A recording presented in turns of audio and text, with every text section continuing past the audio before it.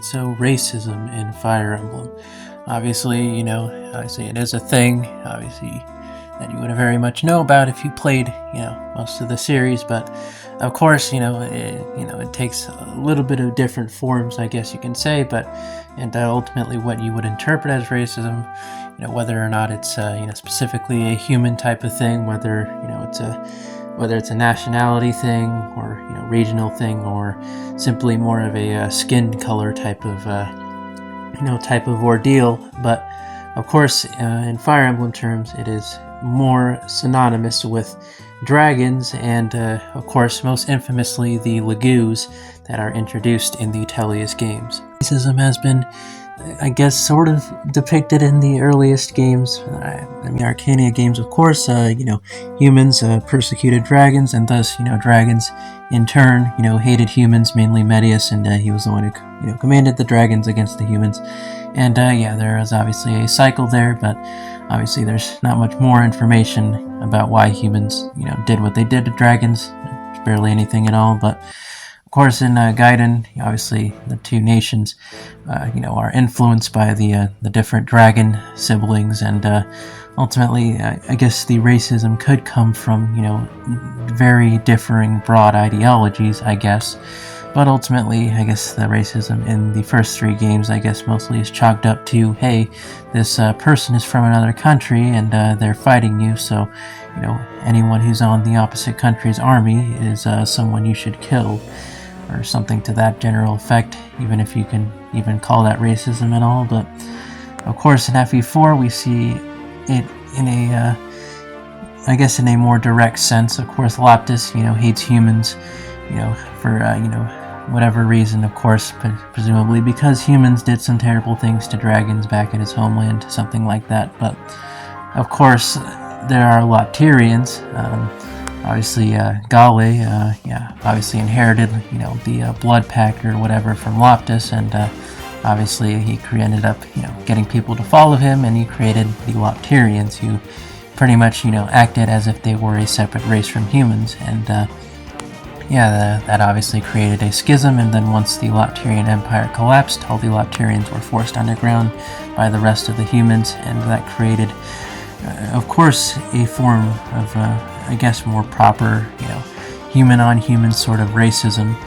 Of course, there's also, I guess, sort of obviously the Thracian Peninsula conflict with Manster, and of course Travan and all those people and stuff, and then of course in FE6, it's more stuff with humans versus dragons. Humans suddenly decided to attack and try to wipe out dragons. Of course, there's more of a, it feels like there's at least more of a reason as to why humans would have wanted to wipe out dragons on their continent, but ultimately, of course, dragons are still persecuted in Alib, and obviously there's a thing there. But of course, we also see, I guess, the first blatant, I guess, sort of racist, remarks in the game. Obviously, FE7. Marcus Seraphin, denying Lyn extra health simply because Lyn, of course, is half Sakaean heritage, and he obviously views them as nomadic mongrels and stuff like that or something. And obviously Lyn, she has enough pride over her ethnicity, so she leaves without the extra support and reinforcements on her little journey. I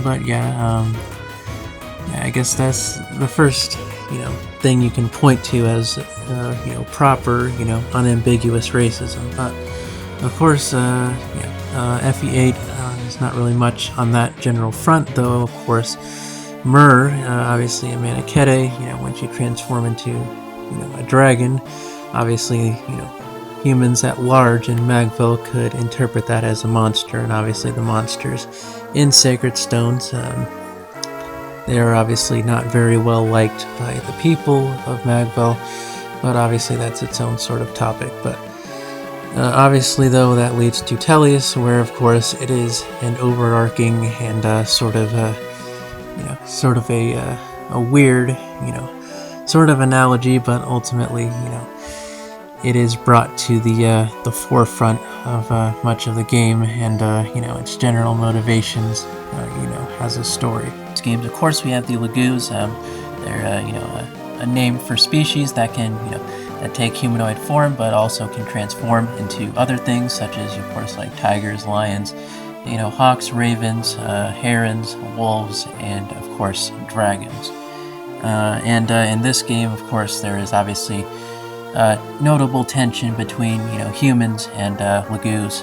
Obviously, humans they can't transform, but generally speaking, they've still been able to oppress and have the lagoos hold them as slaves and stuff. And yeah, that is certainly a cause of the general tensions, at least in the current era of Teleus. Though in ages past, it was more so. It was more dynamic. They were human bird people, human lion people. They, as you can clearly see here, they clearly looked like an actual combination of both, rather than just transforming into a human or transforming into a tiger, etc., etc. But I guess over time it became more prudent for lagoos to spend more time in their human forms, and ultimately some of them learn to conceal it, and that is how they are able to get by, living normally as in obviously the human nations, as well as just generally traveling abroad in general. Humans view lagoos as subhumans or half-breeds, as you would say, beasts, of course. And the most common people, that is, obviously there are those who aren't exactly don't automatically assume stuff about the lagoos and stuff like that. People like Zahark, and of course, most notably, the King of Crimea, King Ramon, and most of the royal family. But either way, of course, and there are some relationships between lagoos and humans, like of course, Tormod and Muaram. Obviously Muaram saved Tormod when he was very little in a very bad situation, and obviously they travel together as best buds. But of course, they can also procreate together. That is a thing. The word racism, it is pretty much only.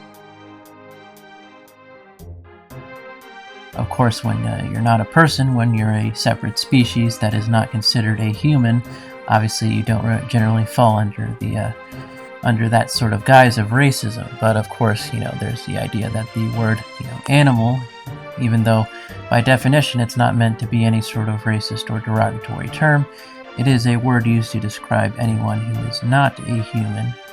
And instinctively, people tend to, call animals, as you would put them, only refer to them as an it, as a being that is, of less relative significance to their general lives.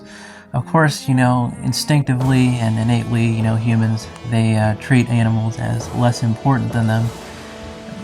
Maybe not consciously, but obviously, whether it's intelligence or, general, just general weakness, general, disabilities, like, of course, animals, almost none of them have hands and stuff like that. Obviously, you can't, they can't craft stuff, they can't create stuff, etc., etc., use the terrain and advantage in a unique way.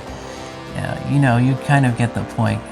Most humans, whether subconsciously or consciously, they naturally view animals as, they are just completely separate things.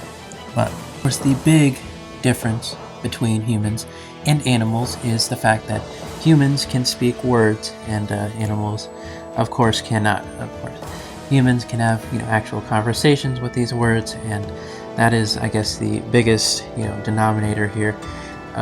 Humans can distinctify personalities and general obvious social types of traits, whereas in other circles of the world and animal kingdom, so to speak, social interactions aren't as obvious, and obviously they are a little bit more hit or miss. Obviously, humans can settle things more civilly, and understand each other much better, and you kind of get the idea.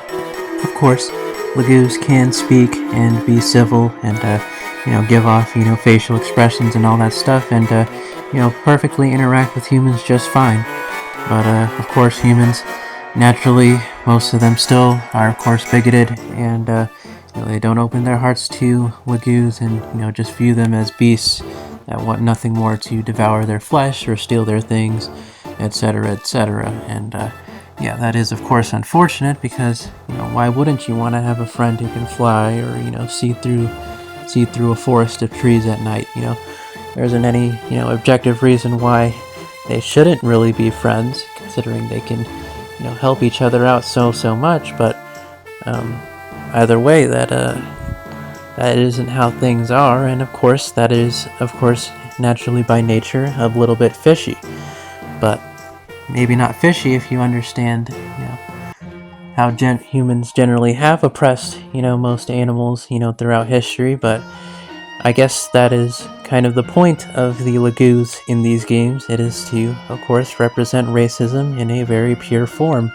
The fact that humans, they view certain races, like, of course, viewing African Americans as monkeys, like viewing, Mongolians as like bulls or just cows, and even something like, comparing, a French person to a poodle.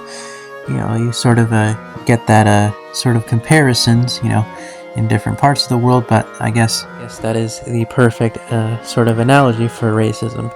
Humans view them simply as, an animal, and of course, animals are viewed as innately inferior to humans. You may coyly believe Ike to be the destroyer of racism and Tullius, while not objectively untrue. His overarching motivation is to help those that he cares about, his friends, as he so famously is known to have fought tirelessly for.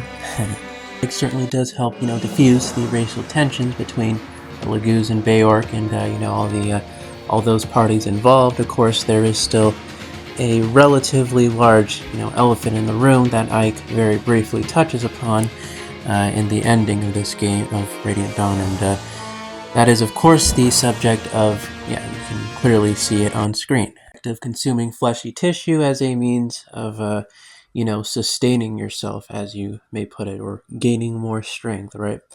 Well, of course, it is obviously a topic that, sometimes does have to be talked about. Ultimately, it is in this game, the context of it surrounding racism and, animals and, clearly, very different, types of cultures and thinking and all that other type of stuff. Most of Tellius' conflicts, get resolved. They have somewhat of a proper ending, of course.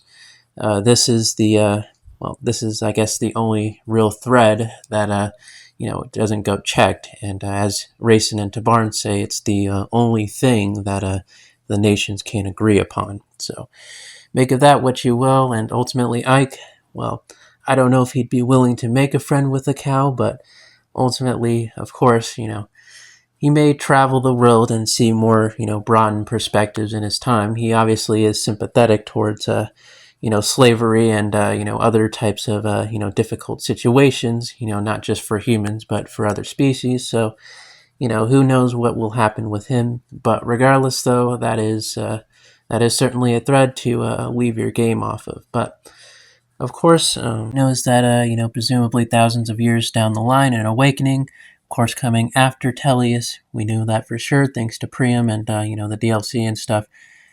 Obviously, we do see another Lagoos type of species being Pan, and as you very well know, Pan's species has been completely wiped out save for her. Now, obviously, she can still procreate and obviously create Yarne, but you get the point. Obviously, the quote-unquote relationships between humans and the Lagoos obviously is not meant to last forever. And obviously you do see some of more Lagoos, of course, type units, being Caden and Keaton and Fates, which is its own, sort of thing and dilemma with Corin, potentially, massacring, their entire and, extinctifying their entire races. But regardless, I think you get the point, though. In regards to Three Houses and its form of racism, well, It's more so just, religion, being, closing off Fogland to the outside world, and just generally being, more attuned, to certain doctrines and, stuff like that.